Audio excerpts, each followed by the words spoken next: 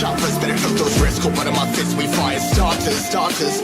One out of a million will reach those heights. Always been a feeling that I won't deny. Not work, never could toss. Look in my eyes, I'm on the rocks. Rise.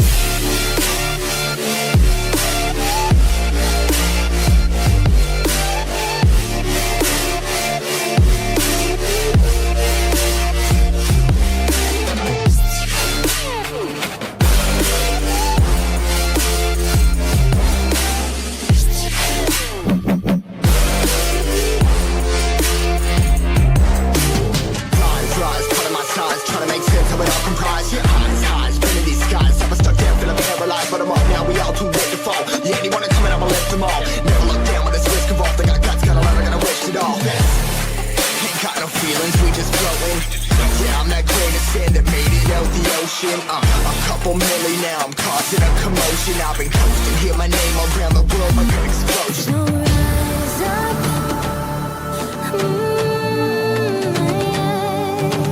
rise up.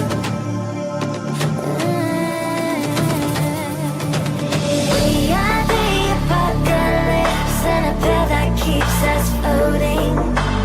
As we fly above the stars, the light won't scare us falling. So rise up. I'm too great to be landed. Rise up. Way too great to be standing. They never gonna stop us, fly at 'em like choppers, better took those risks. Cold blood in my fists, we fire starters. One out of a million will reach those heights. Always had a feeling that I won't deny. Not work, never could toss. Look in my eyes, I'm on the rocks. Rise.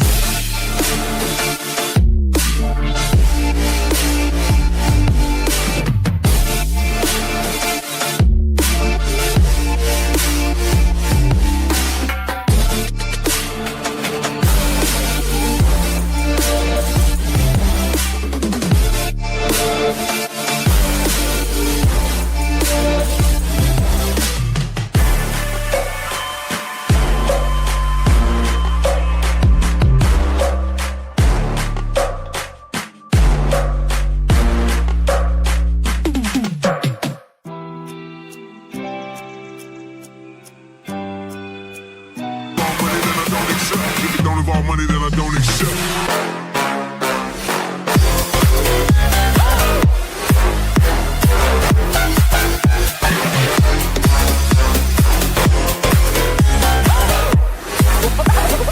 Roll those up.